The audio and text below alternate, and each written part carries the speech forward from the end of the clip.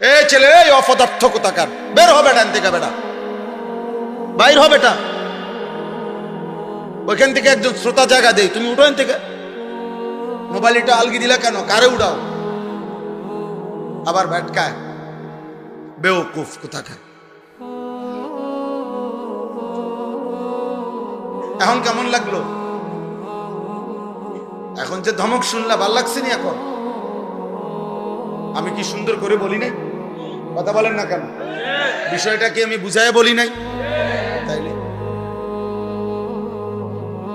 খামখেয়ালি মনে করছো? হ্যাঁ, সাবধান। আমি সোজা কথা, আমি সংখ্যা দিয়ে করব কি বাপ? আমি 15 বছর আগে, 20 বছর আগে 4 জন মানুষের সামনে বয়ান করছি, 10 জন মানুষের সামনে বয়ান করছি। এখন একেবারে পুরো আমার মনে আছে আলহামদুলিল্লাহ।